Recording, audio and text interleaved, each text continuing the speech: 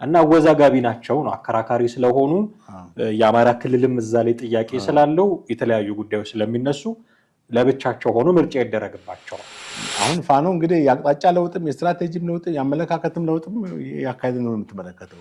ወልቃይትን ራያን በተመለከተ ደብረጽዮንም ጌታቸው ረዳም ተመሳሳይ አቋም ነው ያላቸው። ሁሉም ተቃዋሚም ደጋፊውን ተመሳሳይ አቋም ነው ያላቸው። ይሄንን ወደ አማራ ክልል ብትወስደው ደግሞ የተለያየ አይነት ነገር ነው የምታገኘው። በጊዜው ከህወሓት ጋር አንድነትን አጠናክሬ የመንግስት መፍትሄ እስካገኝ ድረስ የሚል አካሄድ ነው። ኮሎኔል ደመቀ ዘውዱ ጥሩ ነው ብለው ሲያበረታቱት ሲያሞካሹት ታያለ። የፍርድ ቤቱን ውሳኔ ይሄ እንደውም ከትግራይ ጋር ፍቺ ለመፈጸም የመጀመሪያው እርምጃ ነው። ቀጥሎ ከምርጫው በኋላ ደግሞ ሙሉ በሙሉ የኛ እናደርጋቸዋለን ጥሩ ነው የሚል መልእክት ሲያስተላልፉ ተሰማቸዋል። ለዛኛው ወገን ለዚህ ለህወሓት ጥሩ መልእክት ያስተላልፈ ይመስል ላይላ ውስጥ ተመለከተው።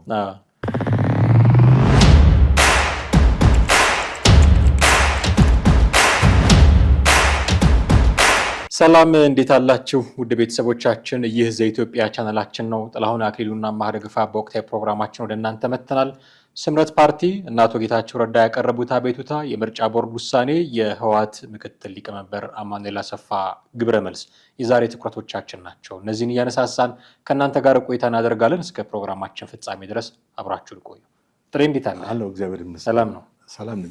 ይሄ ምርጫ ቦርድ የፌዴሬሽን ምክር ቤት የሰጠውን የውሳኔ ሀሳብ ምክንያት አድርጎ ምርጫ ቦርድ ከትግራይ ክልል ውጪ ምርጫ እንዲደረግባቸው ያቀረባቸው 5 የምርጫ ክልሎችን አስመልክቶ ሰሞኑን ከፍተኛ ውዝግብ ሲደረግ እንደነበረ ታውቃለህ። እና ስምረት ፓርቲ እና ተወካዩ አቶ ጌታቸው ረዳ አቤቱታ አቅርበው ነበረ። የፍርድ ቤት ውሳኔ አለ። አስቀድሞ ግን አቤቱታውን እንዴት አየኸው? ያው እንግዲህ አቤቱታው የስምረት ፓርቲ አቤቱታውን ያቀረበው ህገ መንግስቱ መሰረት አድርጎ ነው። ህገ መንግስቱ ማለት ምርጫ በእነዚህ 5 የምርጫ ጣቢያዎች ምርጫ እንዲካሄድ የፌዴሬሽን ምክር ቤት ባቀረበው ሀሳብ ምርጫ ቦርድ እንዲካሄድ መወሰኑን አስመልክቶ ነው ተቃውሞን ያቀረበው። ስምረት ፓርቲ በእነዚህ ቦታዎች ምርጫ የሚካሄድ ከሆነ በምርጫው እንደማይሳተፍም ነው ያስታወቀው። አሁን ምንድነው እዚህ ጋር የምትመለከተው የስምረት ፓርቲ ተቃውሞ ህገ መንግስቱን ማለት ህገ መንግስታዊ ስርዓቱን አቢዝ ማድረግ ወይም ስልጣንን አላግባብ የመጠቀም ሁኔታ እንዳሳየን የፌዴሬሽን ምክር ቤት የገለጸው። የፌዴሬሽን ምክር ቤቱ ካለው ስልጣን ውጪ ተጠቅሟል፣ ምርጫን አቢዝ አድርጓል ወይም ስልጣኑን አላግባብ ተጠቅሟል ነው። እንደ አቶ ጌታቸው ወይም የዚህ ስምረት ፓርቲ አገላለጽ የሀገሪቱ ህገ መንግስት ስርዓት የሚንድ ነው እና ተቋማዊ ነፃነትን የሚደፈጥጥ ነው ብለዋል። ህገ መንግስታዊ ስርዓት አልበኝነትም ነው በሚል ገልጸውታል። ስለዚህ ጥያቄያቸው በአንድ በኩል ትክክል ነው። የፌዴሬሽን ምክር ቤት ለምን እንደዚህ አይነት ውሳኔ እንደወሰንም አላውቅም። ምክንያቱም ያለው ስልጣን ሌላ ነው፣ እዚህ ጋር ደግሞ የወሰደው እርምጃም ሌላ ነው እና ለፍርድ ቤት አቅርበዋል። ፍርድ ቤቱ ደግሞ ውሳኔ ሰጥቷቸዋል አይደል? ለጊዜው እንዲታገድ አድርገዋል። እና ይሄ ብቻም ሳይሆን በህወሓት በዚህ መንገድ ተቃውሞን አቅርቧል። የፍርድ ቤት ጉዳይ አይደለም። አቶ ጌታቸው ረዳ ጉዳዩን ወደ ፍርድ ቤት መውሰዳቸውን ህወሓት ተቃውሞ። አሁን እንግዲህ 2-3 አይነት ተቃውሞ ነው የምትመለከተው። በአንድ በኩል አቶ ጌታቸው የተቃወሙበት ሁኔታ ትክክል ነው ብለን ካልን ወደ ፍርድ ቤት መውሰዳቸው ደግሞ ልክ አይደለም ይላል ህወሓት። ለምንድን ነው ልክ የማይሆነው? ምክንያቱም የወልቃይት እና የጠለምት ጉዳይ የፍርድ ቤት ውሳኔ ሳይሆን የህዝቦች የራሳቸው መብትን በህዝበ ውሳኔ የሚካሄድ አይደለም እስከማለት ደርሰዋል። ዞሮ ዞሮ እነዚህ ቦታዎች የትግራይ ክልሎች ምዕራብ ኢትዮጵያ ትግራይ ናቸው በሚል ነው ውሳኔ የሚያምነው ማለት ነው። እንግዲህ እንደሚታወቀው በ3 ዓመት በፊት በተካሄደው ጦርነት ከዛ ክልል ከዛ ኤሪያ በጣም ብዙ ሰዎች ተፈናቅለዋል። በአብዛኛው የትግራይ ተወላጆች እና ወደ መሀል ሀገር ገብተዋል። አሁን እነሱን የመመለስም ስራ ራሱን የቻለ አንዱ ከፕሪቶሪያ ስምምነት ጋር የተያያዘ ነገር ነው እና አሁን ግን ያኛው ፕሮሰስ ገና ሙሉ ወደ እንትን ተግባራዊ አልሆነም። ከዚህ አንጻር አሁን አቶ ጌታቸው ያቀረቡት ተቃውሞ እንትን ትክክል ነው።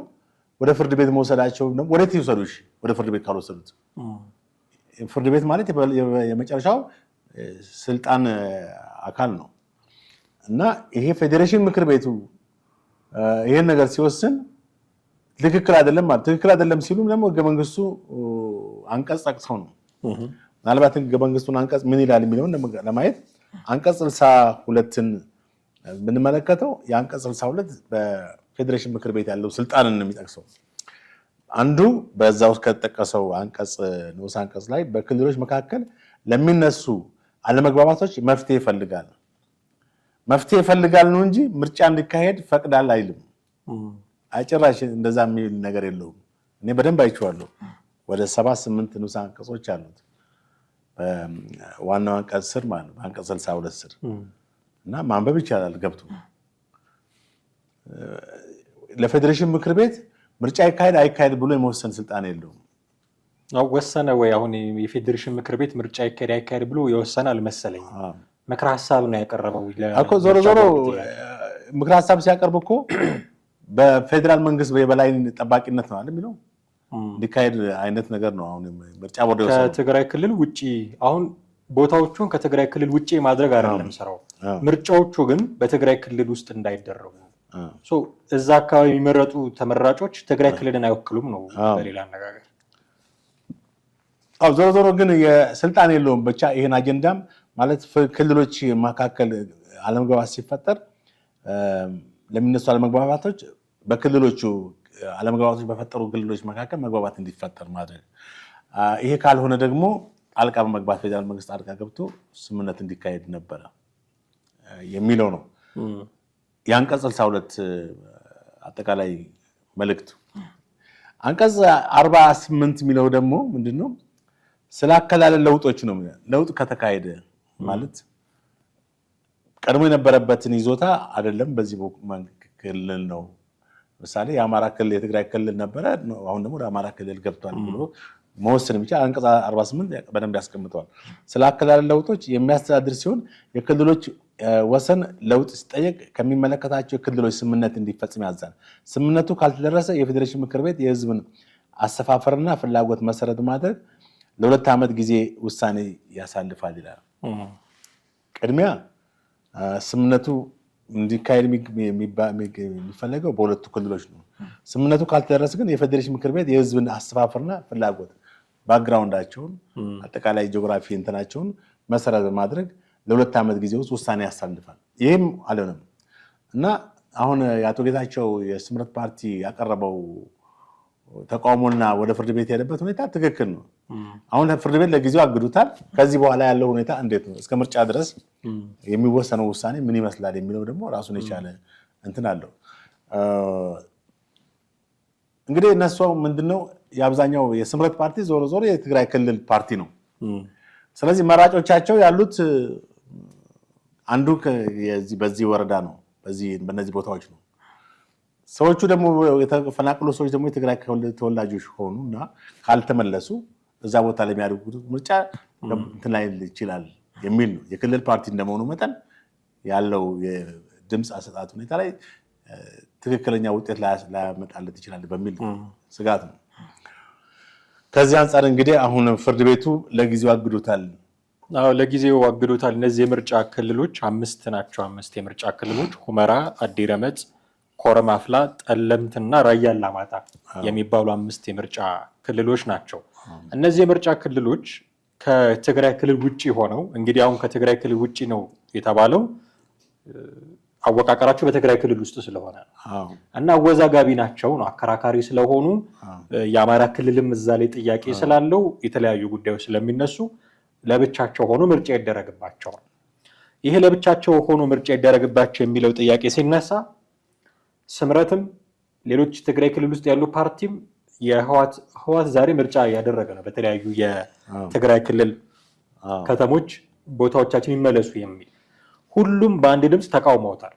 ቀደም ያነሳ ነው የፍርድ ቤት ጉዳይ ግን አፈጻጸም ጉዳይ ላይ የተጣሉት እንጂ እነዚህ ቦታዎች ከትግራይ ክልል ውጪ ምርጫ እንዲደረግባቸው እንደማይፈቅዱ ሁሉም በአንድ ድምፅ ተናግረውታል ማለት ይቻላል። ወልቃይትን፣ ራያን በተመለከተ ደብረ ጽዮንም ጌታቸው ረዳም ተመሳሳይ አቋም ነው ያላቸው። ሁሉም ተቃዋሚም ደጋፊውን ተመሳሳይ አቋም ነው ያላቸው። ይሄንን ወደ አማራ ክልል ብትወስደው ደግሞ የተለያየ አይነት ነገር ነው የምታገኘው። ኮሎኔል ደመቀ ዘውዱ ጥሩ ነው ብለው ሲያበረታቱት ሲያሞካሹት ታያለህ። የፍርድ ቤቱን ውሳኔ ይሄ እንደውም ከትግራይ ጋር ፍቺ ለመፈጸም የመጀመሪያው እርምጃ ነው። ቀጥሎ ከምርጫው በኋላ ደግሞ ሙሉ በሙሉ የኛ እናደርጋቸዋለን ጥሩ ነው የሚል መልእክት ሲያስተላልፉ ተሰማቸዋል። ሌሎች ፋኖች ደግሞ በዚህ መንገድ የሚመለስ ጥያቄ የለም፣ ወደፊት ምናልባት አንድ ክልል ሁሉ ሊሆን የሚችል ነው ትግራይና አማራ ክልል። ስለዚህ ይሄ የመንግስት አጀንዳ ነው፣ እኛንና ህወሓትን ለማጣላት የመጣ የመንግስት አጀንዳ ነው፣ ምንቀበለው አይደለም ብለው ደግሞ ሲቃወሙ ታያለ። አሁን ሁለቱ እንድታስተያዩ ትግራይ ክልል ውስጥ ያሉት በሙሉ ተቃዋሚውም ደጋፊውም በሙሉ ድምፅ ነው የሚቃወመው ይሄንን ውሳኔ። አማራ ክልል ግን ስትመጣ ገሚሱ ይቃወመዋል፣ ገሚሱ ይደግፈዋል። እና የቲፒኤልኤፍንና የፋኖን ሁኔታ ልዩነቱን አያሳየንም ወይ ብዬ አሁን ፋኖና ቲፒኤልኤፍ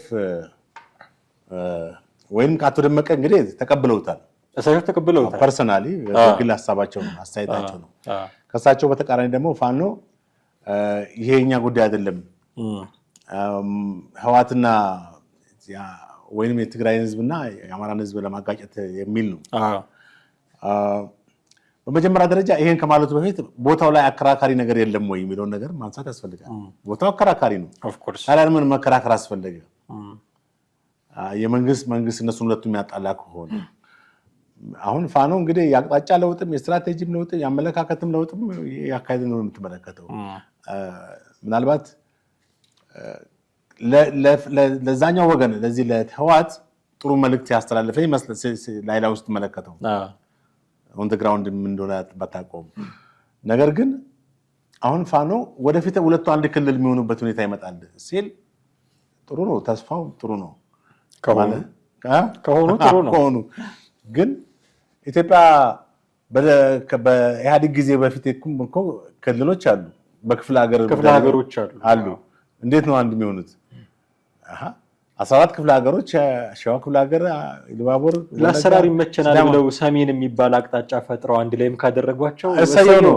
ግን ይሄ ለፖለቲካ ፍጆታ የተናገረው ነው እንጂ ፋኖ ወይንም ይሄን መንግስት ዝም ብሎ ልቃወም መንግስት የሚወስደውን እርምጃ እንትን ከምል በመቃወም ራሴን ልግለጽ ከሚል ሀሳብ ነው እንጂ ቃል በቃል አንዱ ማን ነው ካልተሳሳትኩኝ ሰሞኑን አሳየ ደረቤ የሚባል ሚዲያ ላይ የሚሰራ የፋኖ ደጋፊ መንግስት የወሰደበንን መሬት ኑ ተባብረን እናስመልስ ነው ያለው። መንግስት ወሰደብን ይሄውን የምርጫ ክልል የተደረጉትን መንግስት ወስዶብናል፣ ከትግራይም ከአማራም የትግራይም አልሆነም የአማራም አልሆነም። ስለዚህ ኑ ተባብረን እናስመልስ ነው። ተባብረው ባስመለሱ ማግስት ደግሞ የቆየ ጭቅጭቃቸውን ሊያመጡ ነው። ወልቃይት የኔ ነው የኔ ነው የሚለው ታዲያ መንግስት ነው ወሰደው ወይ ነው የሚሉት እነሱ። አገላለጹ ራሱ ምን ያክል ትክክል ነው ወይስ ሚዛናዊ ነው የሚለውን ነገር ትመለከታለህ። ይሄ ጥያቄ እኮ ፋኖ ድሮ የሚጠይቀው ነገር ነበር። ማለት የአቋም ለውጥ አድርጎ ነው ወይ ይሄን ወደዚህ ነገር የመጣው?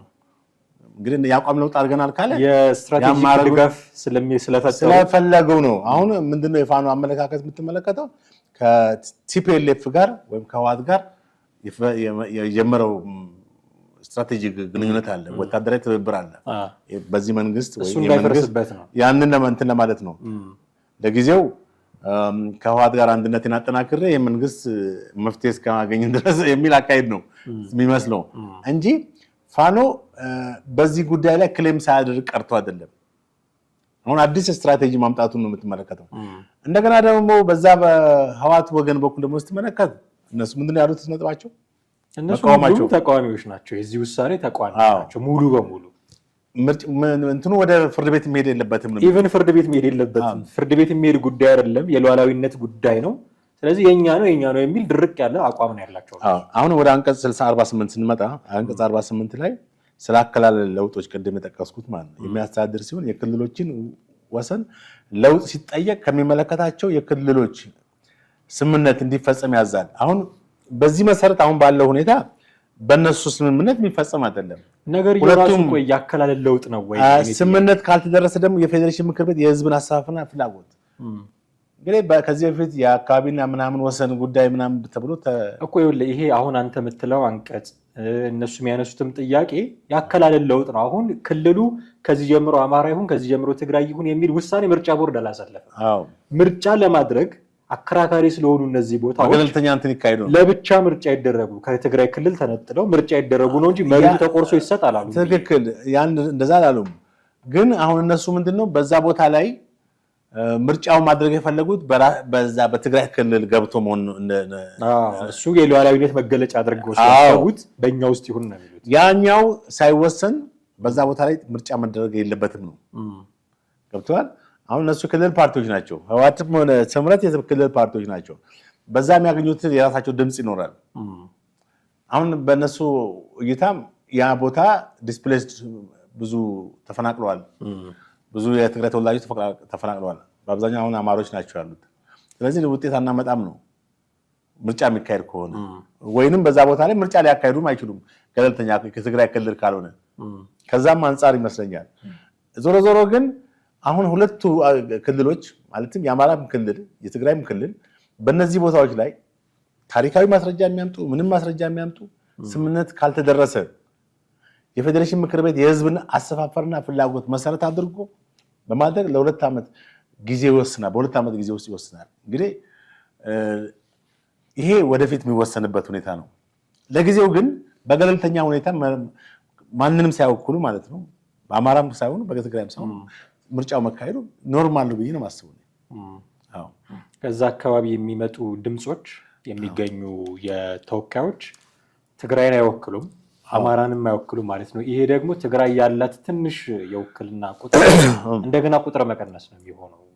ተመልከት አሁን ምርጫው እንግዲህ የክልል ለፌዴሬሽን እና ለክልል ምክር ቤትና ለህዝብ ተወካዮች ምክር ቤት እነዚህ አካባቢዎች እንደ ዜጋ ምርጫ ማድረግ አትችሉም ብለህ ማድረግ አትችልም።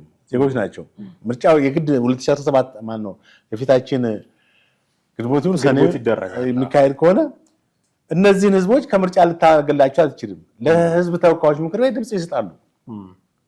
በቃ ህዝብ ተወካዮች 500 ምናምን መቀመጫ ላለው ምክር ቤት ድምጽ ይሰጣሉ ማለት ነው።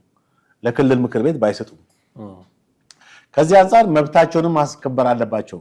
ምክንያቱም በዚህ ወቅት ለሁለቱም ክልል ሊሆኑ ውሳኔው ገና እኮ ቢወሰን እንኳን ቢባል 2 ዓመት ጊዜ ነው የሚወስደው።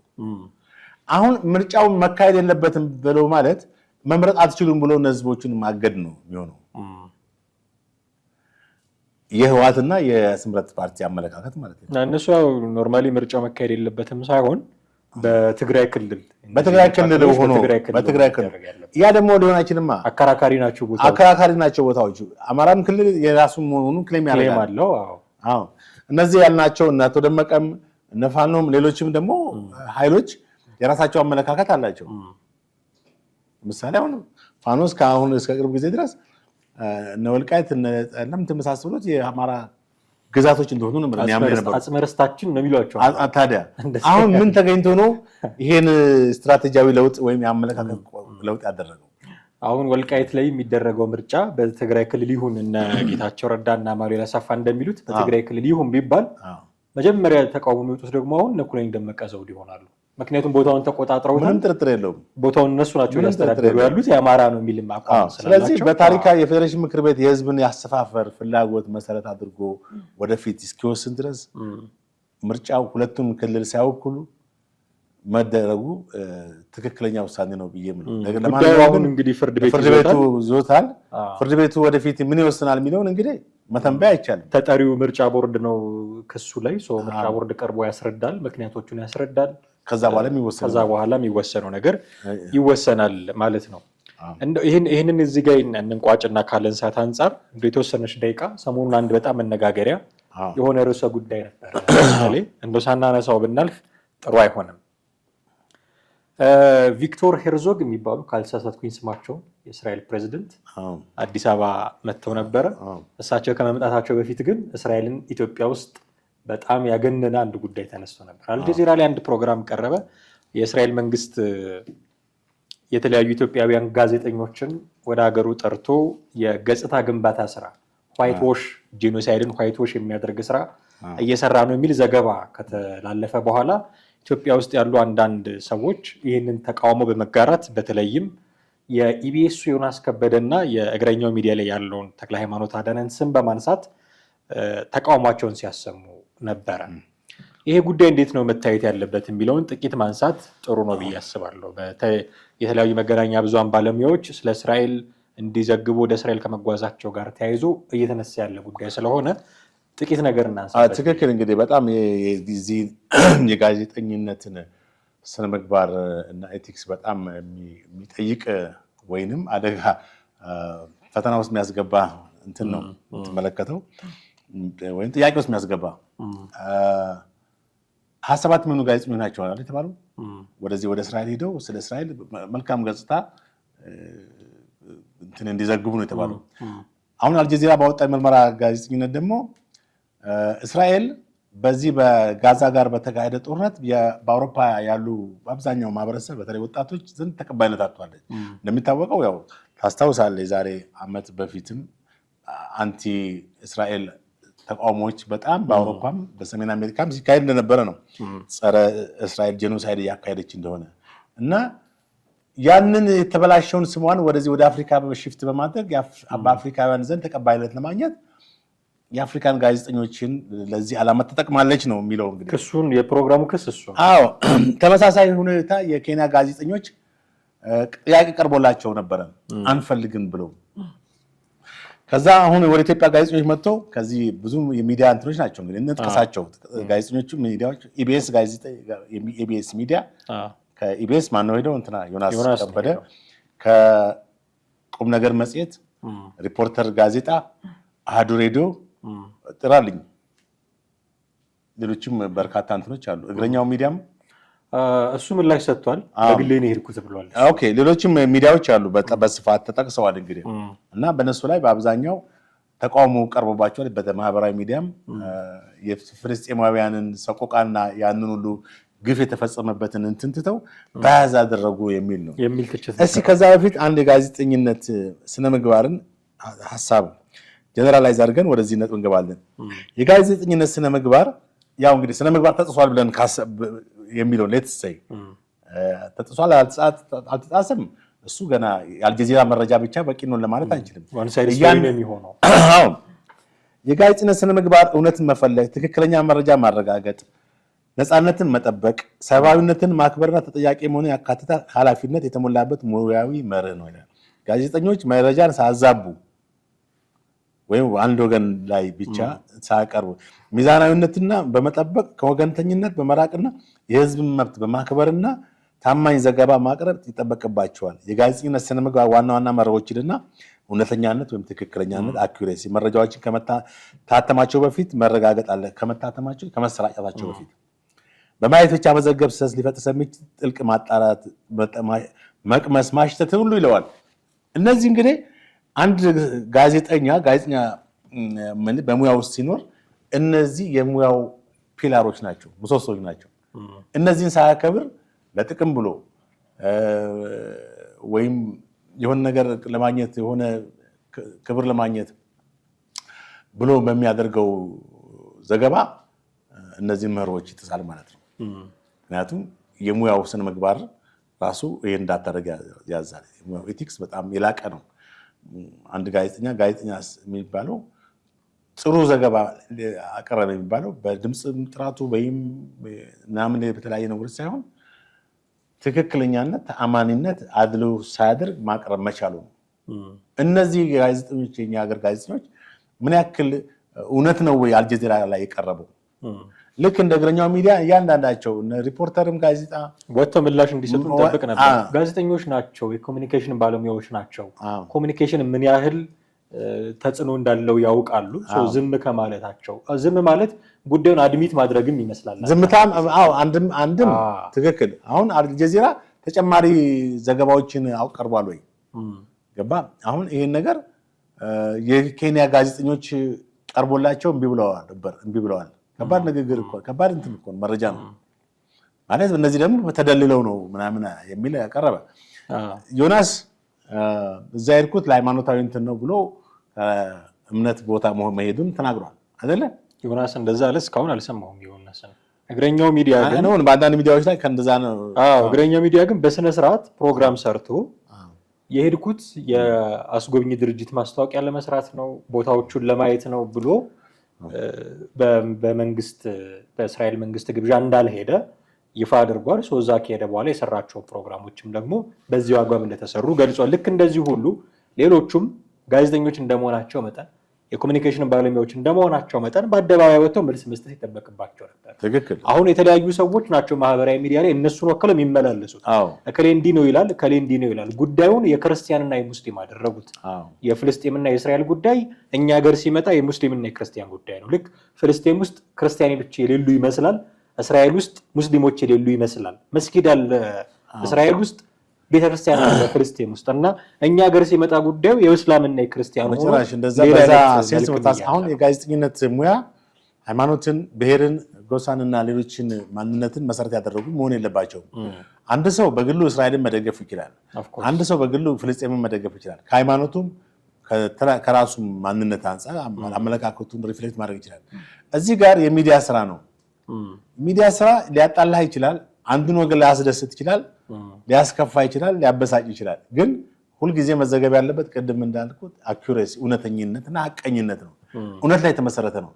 እስራኤል በ2003 መሰለኝ ሴፕቴምበር 7 2003 ዓ.ም 2023 ማለት በፈረንጆች ነው በፍልስጤሞች ላይ በጋዛ ላይ ጥቃት ማድረግ የጀመረችው። ላለፉት 2 ዓመታት በጣም ከባድ የሆነ የምድርና የሰማይ አውሮፕላን በድሮን በተለያዩ በሚሳኤል ሳይቀር ደብድባ ከ80 ሺህ በላይ ፍልስጤሞች ተገለዋል። በመቶ ሺዎች የሚቆጠሩ ቆስለዋል። አገራቸው እስከ መውደም ድረስ በጣም ብዙ መሰረተ ልማቶችን ከተማው እንዳልነበረች ሆናለች የጋዛ ከተማ። በእርግጥ ሐማስ እንግዲህ መጀመሪያ ጥቃት የፈጸመው ሐማስ ነው። ሐማስን ለመበቀል በሚል የተወሰደ እርምጃ ሚዛናዊ ነው ወይ ባላንስ ነው ወይ የሚለውን ስትመለከት አንዳንዴ ምላሽ ለመስጠት ይከብዳል። እንግዲህ እስራኤሎች ያንን የወሰደችበት እንትን የራሷ ፖለቲካም የአመለካከት እነሱ ይታወቃሉ። በታሪክም በምንም ያው ጉዳያቸው የነሱ ጉዳይ ይሄኛው ለመግለጽ ሳይሆን እኛ እነዚህ የኢትዮጵያ ጋዜጠኞች እዛ የሄዱት መረጃን በትክክል ለማዛባት ነው ማለት የተጎዱትን አሁን እስከ ቦርደር ድረስ ጎብኝተዋል ነው የተባለው። ዮናስም ሄዷል እኮ በደንብ ጎብኝተዋል፣ ሁሉ ነገር ጋዛ ድረስ ሄዷል። ጋዛ ሄዶ ግን ስለ ጋዛ ጥሩ ማለት የደረሰውን ሰቆቃ መናገር ነበረበት። በጋዛ ያየውን እይታ አሁን አንድ ጸሐፊ ተችቶታል። ዮናስ አዛኝ እንደዚህ በቃ ለሰዎች ሲቸገሩ በቃ ሲያለቅስ ይታያል፣ ወደ ውስጥ ሌላ ነው የሚል ውስጥ ሌላ ነው የሚል ትችት ነው የቀረበው። ዮናስ እንግዲህ ማዘን ካለበት ለፍልስጤሞችም ማዘን ነበረበት። ያው ሰዎች ናቸው ምንም እንኳን ኢትዮጵያውያን ባይሆኑ። ሀዘኔታ ጥሌ ፐርሰናል ፊሊንግ ነው። እንደ ሙያተኛ ግን የነዛንም ባላንስ አድርጎ መዘገብ ነበረበት የሚል ጥያቄ መነሳቱ አሁን ልክ ነህ የምልህ በሁለት መንገድ ነው ያየሁት። አንድ በጋዜጠኝነቱ ትክክለኛው ማቅረብ አለበት። አዛኝነቱ የራሱ እንትን ነው። ግን አዛኝም ቢሆን ጨካኝም ቢሆን ያየውን ሪያሊቲ ማቅረብ ነበረበት። ልክ እዛ ጋር የፍልስጤም ህዝቦች የደረሰባቸውን ነገር ሰቆቃውን ሁሉ ማሳየት ነበረበት። እሱ ሃይማኖታዊ አካሄድ ከሄደ ሃይማኖታዊ ፒልግራሞች ያያቸውን ቦታዎች ኢየሩሳሌም አካባቢውን ጠቅላላ እሱ የራሱ እንግዲህ እሱን የምናውቀው መልስ ሲሰጡ ነው። እነዚህ ሰዎች መልስ ሲሰጡ ያካሄዳቸውን ሁኔታ ምናምን በዝርዝር እንዲነግሩ እንጠብቃለን። ልክ አሁን እነ ዮናስ ላይ ትችት የሚያቀርቡት ሰዎች የጋዛ ሳይድ አልተነገረም እንደሚሉት ሁሉ እነዚህን ሰዎች የሚተቿቸው ሌሎች ሰዎች ደግሞ ሐማስ ተኩሶ የገደላቸው እስራኤላውያንን ዘንግታቸዋቸዋል የሚል ጥያቄ ደግሞ እነዚህኞቹ ላይ የሚያነሱም ደግሞ አሉ። ለምንድን ነው ስለነዛኞቹ ብቻ አሁን እንግዲህ የተካሄደው ማለት አንድ አልጀዚራ ዘገባ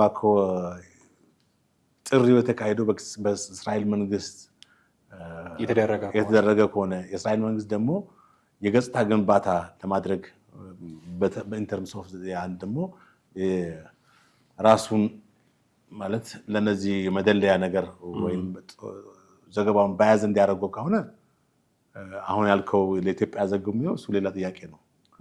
ህሊና ተሽጧል። በዛ መንገድ ህሊና ከተሸጠ ደግሞ ወይስ እንደዚህ ለምን አድርጉ ማለት አትችልም። በቃ ኦልሬዲ እነዚህ ሰዎች የጋዜጠኝነት ወይም ሙያዊ ስነ ምግባር እንትናቸውን ጥሰውት ሌላ ጥቅም ለማግኘት ብለው ሄደዋል። እንግዲህ ይሄን ነገር አላረጋገጥንም እኛ አልጀዚራ ያለው ነገር አሁን አልጀዚራ ያለው ነገር ትክክል ነው ብለን ካልን ብንወስድን ከሆነ ነው ማለት ነው። አልጀዚራ ራሱ አሁን ያቀረበው ነገር ምን ያክል ትክክለኛ ነው የሚለውን ነገር ነው ማንሳት አለብን። እንደሚታወቀው አልጀዚራ በኳታር የሚገኝ ዓለም አቀፍ ሚዲያ ነው። አብዛኞቹ ዌስተርን ጋዜጠኞችን የቀጠረው እና ብዙ ጊዜ እኔ አልጀዚራ እንከታተለዋለሁ። እስራኤልን ይቃወማል፣ በራሱ ፓለስታይናውያኖችን ይደግፋል። አልጀዚራም ዓለም አቀፍ ሚዲያ ቢሆንም ሙሉ ሚዛናዊ ነው ማለት ራሱ ሳይድ ያደረገ ሳይድ በያዘ ያደርጋል ራሱ እና ይሄን ነገር በሌላ ወገን መረጋገጥ አለበት። ለምሳሌ እነ ቢቢሲ ማውጣት አለባቸው መረጃውን፣ እነ ሲኤንኤን፣ ሌሎች ዓለም አቀፍ ሚዲያዎች የበለጠ ተቀባይነት ሊኖር የሚችለው በሌሎች ሚዲያዎችም ተመሳሳይ ዘገባ ሲቀርብ ነው። አልበለዚያ አልጀዚራ ብቻ ካወጣው እስራኤልን አታክ የሚያደርግበትን መንገድ ነው እንጂ አሁን እነዚህ ጋዜጠኞች እኮ አታክ ለማድረግ አይደለም።